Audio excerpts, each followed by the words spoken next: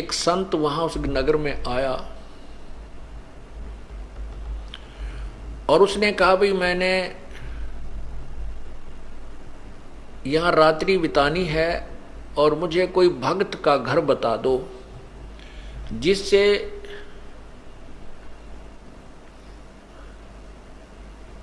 मेरा जो है भक्ति कर्म ना बिगड़े, मैं अपना साधना भी कर लूं उस भगत के घर बैठ के और मुझे 2 रोटी भी मिल जाए। तो उस संत को गांव के उस नगर के निकम्मे से व्यक्ति मिल गए। वो कहने लगे बाबा जी साधु संत तो नगर से बाहर रहा करते हैं और जिस प्रकार के आप भगत चाहते हो वो हम बताते हैं।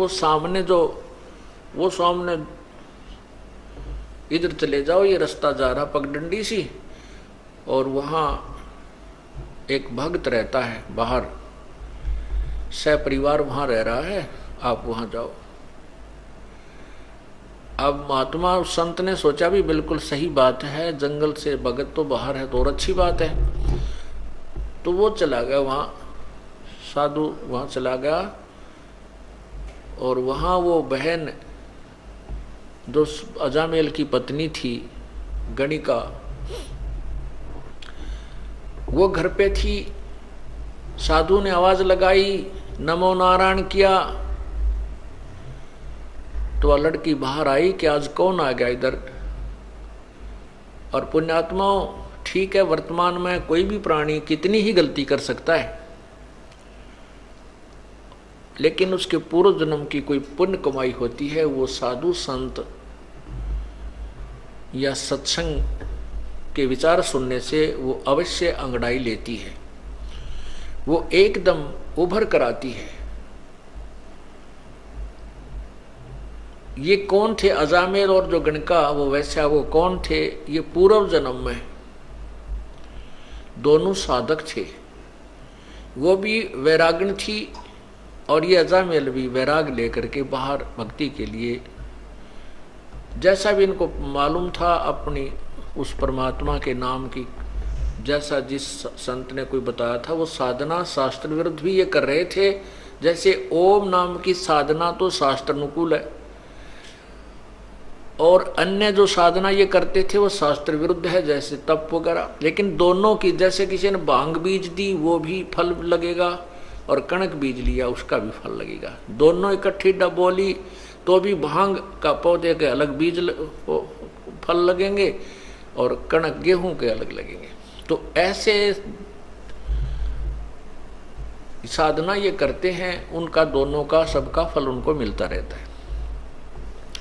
जैसे तप करते हैं उसे राज्य भी होता है और सिद्धियां भी आ जाती है, लेकिन मोक्ष नहीं हो सकता इनसे।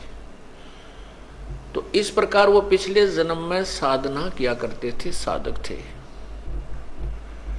और जो अजामेल अब बदनाम हो रहा था, ये पूर्व जन्म में ऐसे ही एक साधक था, हठ योग करता था।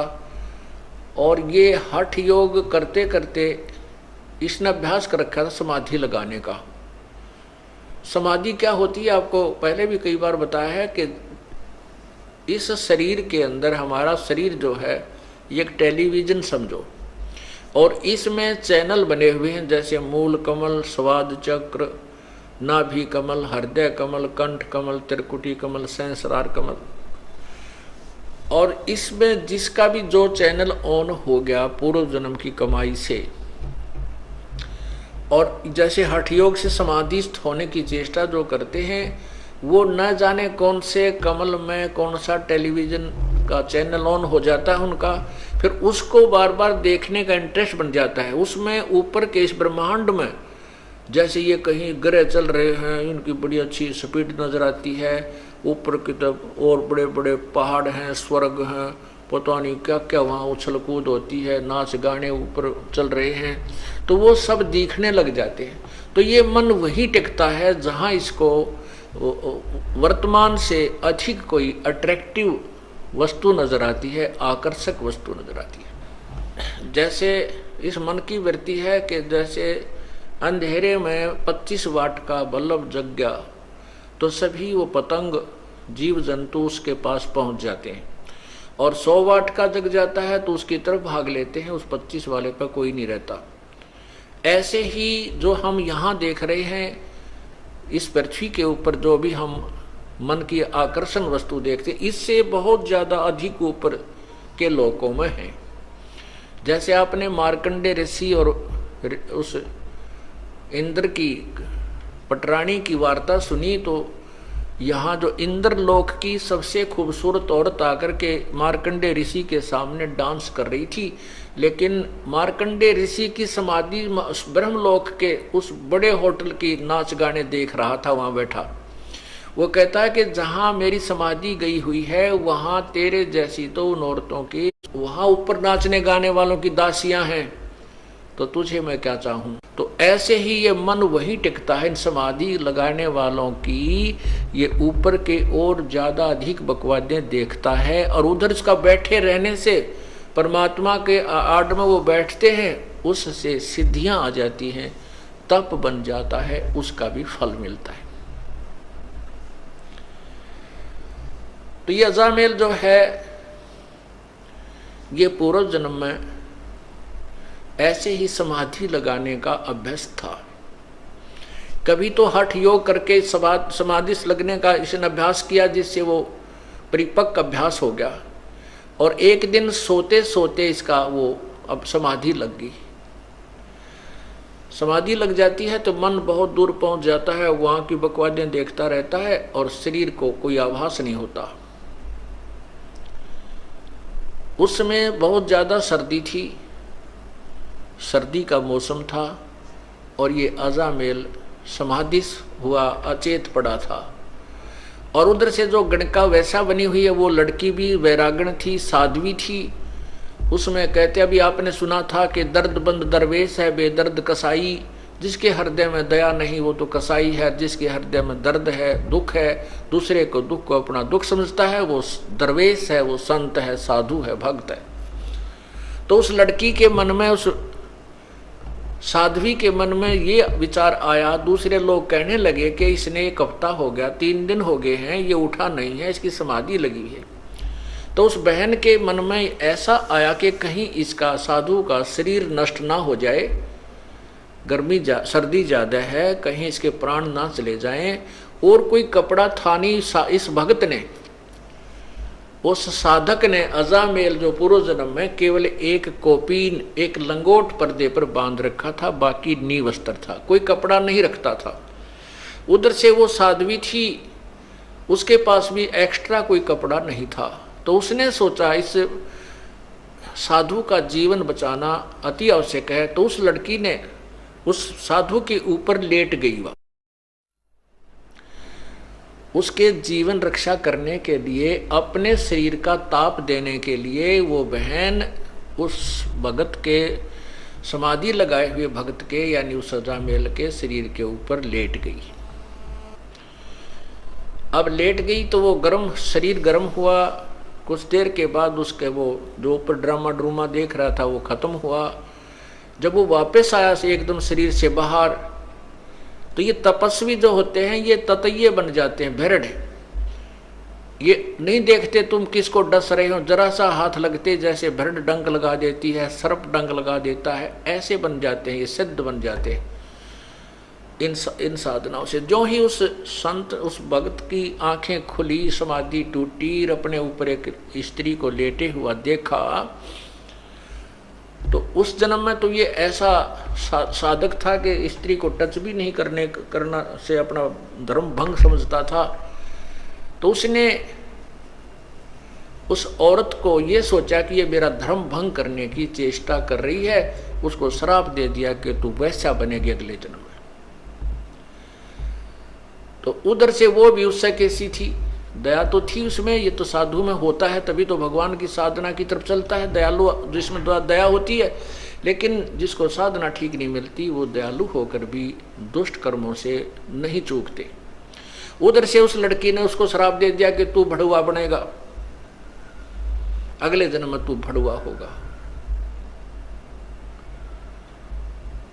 अर्थात व्यभिचारी होगा। तब जब उन दोनों का वो पारा सा उतर लिया छो का, फिर विचार करने लगे।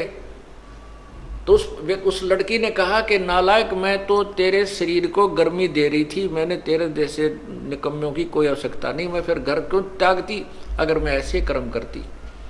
मैं तो, मुझे पता लगा कि 2-3 दिन से तू बेहोश पड़ा है, कहीं तेरा शरीर नष्ट ना हो जाए, मैं तो इसलिए तेरे शरीर को गर्मी देने के लिए, और कोई वस्त्र ना था मेरे पास, अपने ही शरीर से तेरी रक्षा कर रही थी।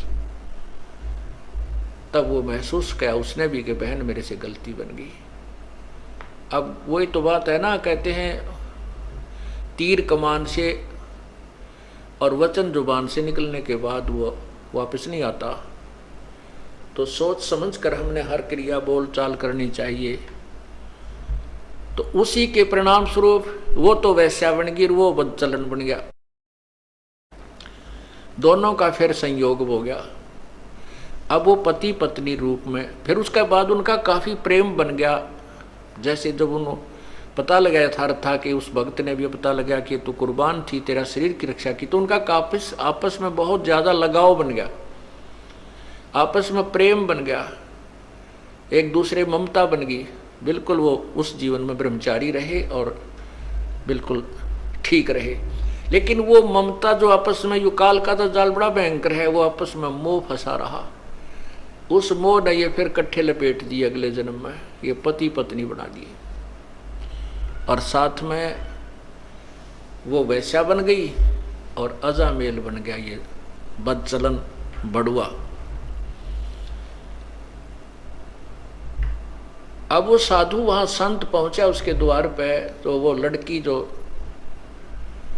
गणका बनी हुई थी वो एकदम बाहर आई कि हमारे द्वार पर नमो नारायण करने वाला कौन आ गया। तो गाली देने वाले तो बेसे गा जाते थे, और आज ये परमात्मा का नाम उच्चार करने वाला कौन आ गया। एकदम वो बाहर आई और कहते हैं पिछले जन्म की जो साधना की हुई होती है, वो भक्त आत्मा मनुष्य जीवन से जब आते हैं तो शीघ्र भक्ति पर लग जाते हैं। चाहे वह कितने ही दुराचार करता है, चाहे कितने ही वो विकार करता है, शराब पीवे, मांस खावे, चाहे तम्बाकू सुल्फा पीता है, वो पिछले जन्म का जो मनुष्य शरीरधारी प्राणी होता है और पिछले जन्म में कुछ भक्ति की हुई होती है और वर्तमान में कुसंगत में फंस जाता है, वो तुरंत त्याग देता है उन बुराइयों को और परमात्मा की भक्ति में उसी प्रकार सपीडता लग जाता है। अब उस भक्तनी ने बाहर आते ही ऋषि के चरण दिए और कहा, जो हमारा कौन सा पुण्य उदय हुआ, हमारे द्वार पर साधु संत आए हैं, आओ जी बैठो जी। अब साधु ने संत ने सोचा भी कति ठीक ठिकाना आ गया तो बहुत भगवान आत्मा मिल गई और बहुत ही अच्छे भक्त मिल गए।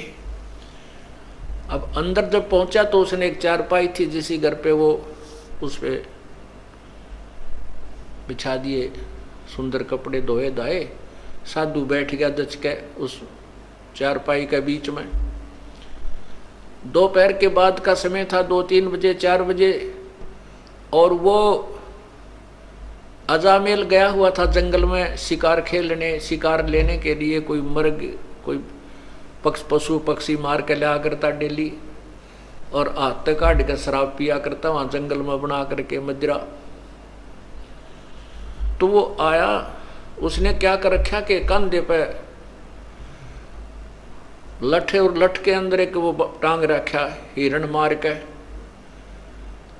और आते ही वो पटक दिया आंगन में। जड़ महात्मा बैठे थे उसके साथ में ही, और नो पटक, जब नो ना देखा कि महापुरुष बैठा सामने, उसने आते ही दुखी सा हो रहा था, कहा ले भगवान आ तो सारा दिन में एक का पाया, सारा दिन लग गया, एक ही मर्ग मिला, बड़ी मुश्किल से हाथ लगा। अब जब उसने वो मर्ग वहां पटका तो वो साधु की नजर गई, भाई के खुड़का हुआ कौन बोला। जब उस संत ने देखा रही तो भाई कुकर्मी आदमी है, कौन आ गया इनके भगतनी के घर में, मांस यो मर्ग मार रखा इसने। तो उस लड़की से पूछा, बेटा यू कौन है, कौन आ गया तेरे घर में। वो कहने लगी, जी ये भगत जी है आपका, ये आपका सेवक है। बाबा जी ने ठा लिया जोड़ा, जब अड़ कसू गलत जगह आ गया भाई, तू तो ये किसा सेवक मर्ग मार के ला रहा। तो फिर उसने देखा कि तो संत था, आया हुआ है आज तो तुम्हारे दरबार पे।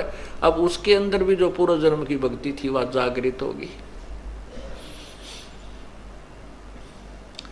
परमात्मा कहते हैं कबीरा दर्शन संत के परमेश्वर आवे याद, और लेखे में वह है घड़ी बाकी का समय बाद। तो उसी समय उस अजामेल ने भी पैर पकड़ लिए और उस बहन ने भी, उसकी पत्नी ने, और कहने लगे महाराज हमारे द्वार से आप नो मत जाओ, अब पहले पापी आत्मा है और आप जैसे महापुरुष हमें कोई सदुपदेश नहीं देंगे, हमारा कोई रास्ता मार्गदर्शन नहीं करेंगे, तो हम बुराई कैसे छोड़ देंगे। वो बोला मैंने छोड़ दो जल्दी, बस मेरे साथ तो मजाक कर दिया किसी ने, मैं गलत आ गया यहाँ पे। तो उन दोनों ने बहुत याचना की कि नहीं साधु, नहीं महाराज आपने ऐसे नहीं जाना चाहिए, हम बुरे हैं भले हैं आप ही के तो हैं, आप हमें कुछ शिक्षा दीजिए ताकि हमारी बुराई छूट सके। काफ़ी आग्रह करने से संत ने दया आगी कि भाई चल इतना कुछ कह रहे हैं, गलती हो जाया करती है, और ये कहें भाई हम सुधरने की चेष्टा करेंगे तो ठीक है। कहने लगे भाई इस बीमारी ने बाहर घेर का, अभी आज से प्रण करो, कसम खाओ, प्रतिज्ञा करो कि ये बुराई तुम नहीं करोगे। अब कहते हैं साधु दर्शन राम का, मुख पे बसे सुहाग, और दर्श उन्हीं को होते हैं जिनके पूर्ण भाग। अब वो पूर्ण भाग थे क्योंकि पिछले जन्म की कमाई थी, और किसी ना किसी जन्म में वो परमात्मा की शरण में रहे हुए होते हैं। जो प्रभु आते हैं प्रत्येक युग में आते हैं, और वही कमाई उनको मनुष्य जीवन दिलवाती रहती है।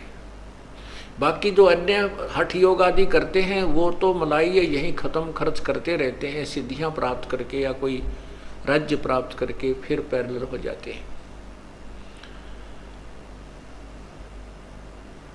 तो उन्होंने उसी समय उस उठा के उस मर्ग को बाहर फेंक दिया और कहा महाराज जी बाजार से जाकर के हम बिल्कुल फ्रेश आटा लावांगे आपके लिए, अलग से भोजन बना देंगे, नहा धो के, आज के बाद हम कोई बुराई नहीं करेंगे, लेकिन आप हमारे द्वार से जाइए मत, हम शाकाहारी हो जाएंगे। अब उस संत ने कहा भाई ठीक है।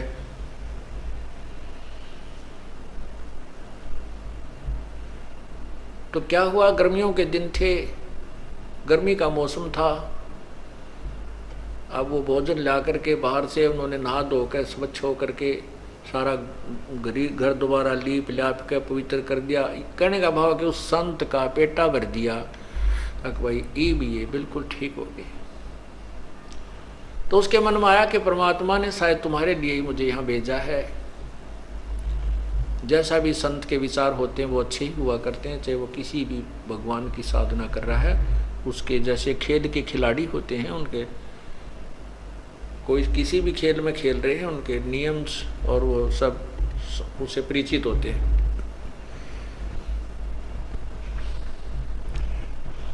अब रात्रि के समय साधु तो भजन करने लग गया और वो दोनों जने पंखा लेकर के खड़े हो गए बारी बारी। फिर वो भजन वाद साधना करके लेट गया, तो लेट के आसपास छिड़का कर दिया पानी का, और ऐसे पंखा बारी बारी कभी वो खड़ी हो जा कभी वो खड़ा हो जा, उसको साधु को हवा कर रहे हैं। सुबेरा संत बोला भाई भक्तों एक काम करो, तुम नाम ले लो, भगवान का नाम जपया करो।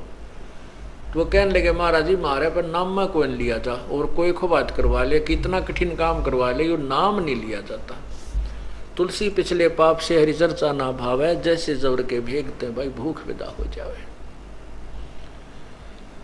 ने बोला जी नाम नूम ताम लेते नहीं, बाकी आपके चेले पक्के हो गए, आप बुराई नहीं करेंगे, आपने कसम खा ली। तो संत ने सोचा अपने आत्माओं जैसे ये जो कथाएं हम सुना करते ना कि भाई एक अजाम उसने संत ने लड़के का नाम नारायण रखने को कह दिया, और उस नारायण नारायण करने से वो पार हो गया, ऐसा नहीं। ये यथार्थ कथा आपको सुना रहा हूं उसी नारायण नाम के ऊपर।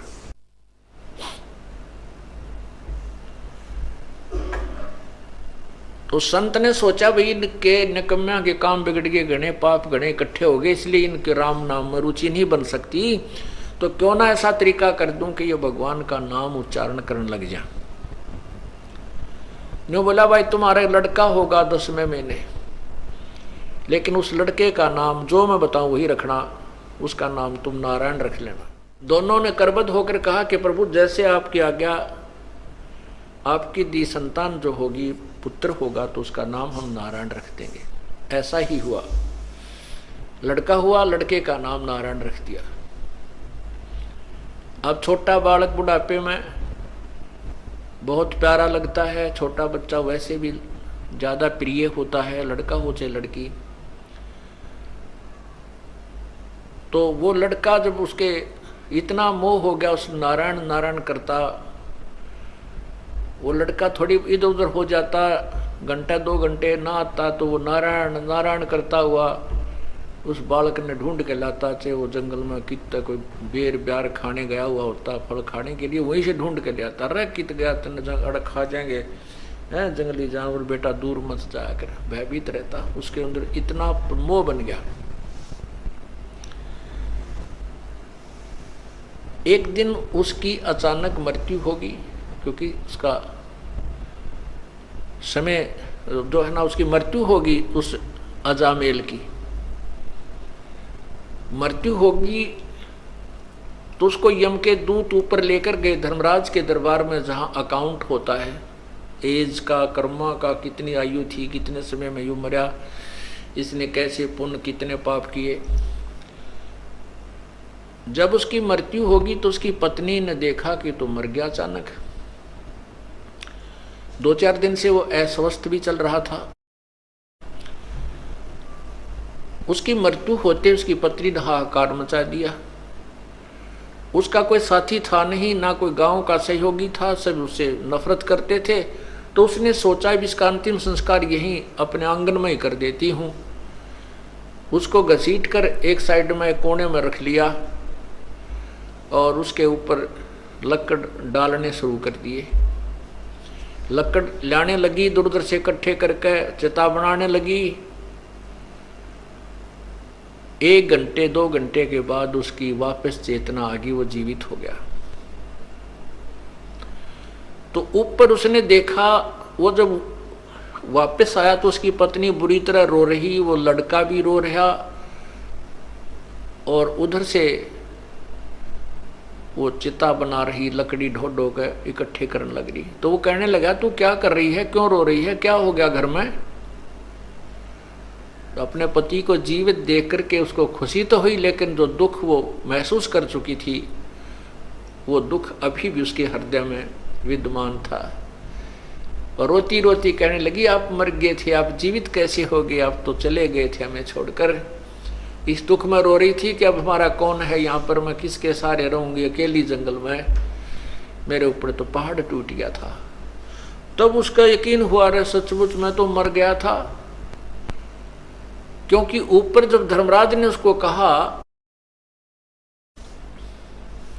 कि भाई ये व्यक्ति नहीं है वो अजामेल, उसी नगर में एक और अजामेल नाम है उसका, और वो भी ब्राह्मण है, वो नगर में रहता है, उसके पिता का ये नाम है, उसको लाओ, इसको छोड़ो वापस। तो वो वापस छोड़ दिया। तो वो कहने लगा अपनी पत्नी को कि वो अजामेल है उसका पुत्र ब्राह्मण का, वो मरेगा अब। उसकी पत्नी कहने लगी आपको क्या पता ऐसा कि वो मरेगा। तो उस अजामेल ने बताया कि ऐसे ऐसे सारी कहानी बताई, धर्मराज ने ये कहा है कि इसकी उम्र अभी है नहीं, इसके तो अभी 5-4 साल वर्ष और रहते हैं, 4-5 वर्ष रहते हैं इसके, वापस छोड़ो वो तरेगी।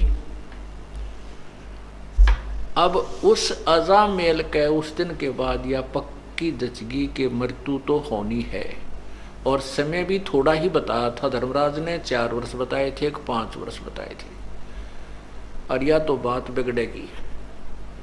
पुण्यात्माओं, ये परमात्मा की रजा होती है। उधर से क्या होता है कि वो अजामेल दूसरा उस नगर का मर गया, और जहां उसका बाहर कुटिया डाल रखी थी अजामेल ने, उससे थोड़ी सी दूरी पर, आधा किलोमीटर की दूरी पर वो शमशान घाट था।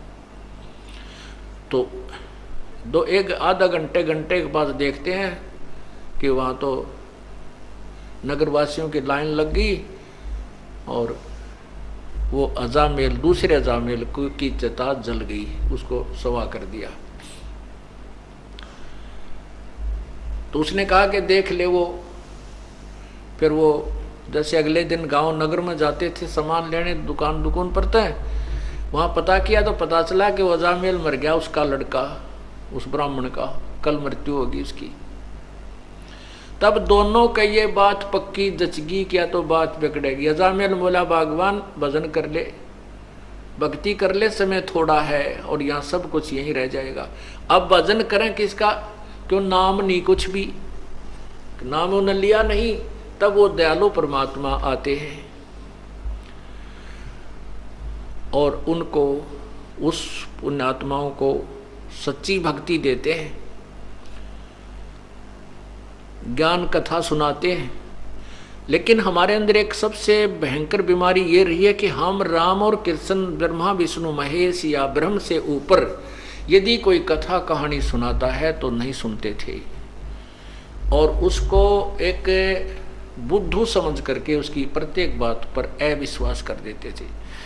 इसलिए परमात्मा बड़े दयालु हैं, बड़े सूझबूझ से काम करते रहे, तो उन्होंने कथाएं यही सुनाई, ब्रह्मा विष्णु महेश और ब्रह्म तक की, और नाम भी उनको वहीं तक के दे दिए। ओम नाम का जाप कराया। जैसे ब्रह्मा को ओम नाम दिया प्रभु ने, विष्णु को हरियम नाम दिया, शिव को सोहम नाम दिया। कहते हम बैरागी ब्रह्म पद सन्यासी महादेव, सोहम मंत्र दिया शिव जी को करे हमारी सेव। तो ये परमात्मा ने उनके उद्धार के लिए, मोक्ष तो ये नहीं प्राप्त कर सकते, क्योंकि मोक्ष तो 3 मंत्र से होगा, और 3 मंत्र का अधिकारी वो होगा जो परमात्मा की सच्ची कथा, पूरी सृष्टि रचना पर, पूर्ण परमात्मा कौन है इस पर विश्वास कर लेगा। सारना, ये जो 3 मंत्र का जाप उसी को दिया जाता है जिसकी नस नस में, अर्थात पूर्ण रूप से जिसका विश्वास परमात्मा पूर्ण ब्रह्म कबीर भगवान में हो जाता है कि वही मोक्षदायक है, उसी की पूजा से पूर्ण मोक्ष होता है, और अन्य भगवानों की सतीथि से वो परिचित हो जाता है। ये भगवान नाशवान है, अविनाशी नहीं है, और इनकी साधना से जीव को इतना लाभ होता, स्वर्ग गया, फिर मृत्यु, फिर स्वर्ग गया, फिर नीचे आया, फिर स्वर्ग गया, फिर 83 लाख योनियों होगी। इस तरह का ये रहट जैसा कुआं, अर्थात ये चक्र अन्य भगवानों की साधनाओं से चलता ही रहेगा। पूर्ण परमात्मा की भक्ति से पूर्ण मोक्ष होगा। तो इसलिए परमात्मा जैसे पहली बार आए, ब्रह्मा को ओम नाम दिया, क्योंकि वो वेदों में ओम नाम से दृढ़ था कि इसके अतिरिक्त कोई मंत्र नहीं है। तो उसका नाम भी, उस नाम का जाप भी पूर्ण संत से लेकर ही किया जाए तो ही लाभ होता है। इसलिए विष्णु जी को हरियम जाप दिया, विष्णु और लक्ष्मी दोनों को, सावित्री और ब्रह्मा को ओम दिया, और शिव को और पार्वती को यही मंत्र दिया। क्योंकि तत्व ज्ञान है, धीरे धीरे समझ में आएगा आपको। अभी तो हमने केवल ये कथाएं सुन रखी थी, छोटी मोटी कथाएं थी, या संतोषी माता के व्रत की कथा सुन रखी थी, और ये कथा हम नहीं सुन पाए थे, और पूर्ण परमात्मा के बारे में तो हमें परिचित थे। तो तत्व ज्ञान का धीरे धीरे समझ में आएगा कि ये मंत्र कहाँ काम करते हैं, कैसे करते हैं, कैसे राहत देते हैं। तो इस प्रकार फिर वो अजामेल पूर्ण परमात्मा आए, और उनको आकर के फिर मंत्र दिया अजामेल और उस लड़की को। उन्होंने फिर उस भय से, उस डर से साधना की कि झूठा संसार है, ये जब यहीं छोड़ जाएंगे और समय बहुत कम रह गया है, और भक्ति नहीं की तो वहां यम के दूत ऐसे पीट रहे थे, ऐसे डाल रहे थे नरक में, कोई नहीं सुन रहा था, उठा उठा कर फेंक रहे थे, हाहाकार मचा था। तो कई ऐसे जो व्यक्ति हैं नास्तिक टाइप के या ज्यादा चतुर मानते अपने आप को, वो कहते हैं कि ये कथाएं जस्ती नहीं कि भगवान के घर में भी धोखा लग जाता है क्या, कि मरना किसी को होता है, मार कोई दिया जाता है। भगवान के घर में कोई धोखा नहीं लगता।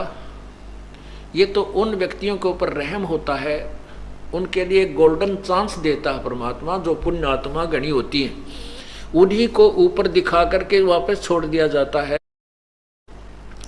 कि ताकि ये यहाँ की यथार्थता को पहचान कर फिर संसार को आसार समझ के अपना काम बना ले, भक्ति पर दृढ़ हो जाए। उन पर विशेष कृपा होती है। तो जैसे अजामेल और गणका पर विशेष, उस अजामेल पर विशेष कृपा हुई कि उसको वो सारा ऊपर का दिखा करके झंझट और वापस छोड़ दिया। फिर उसको भय बन गया, उसको चिंता बन गई, तब उसका अजामेल और गणका वो दोनों विमान में बैठ करके स्वर्ग गए। इसमें क्या बताया है, सुनो महात्म नाम का मुजरे चलवाई, अजामेल गणका तेरे और सदन कसाई।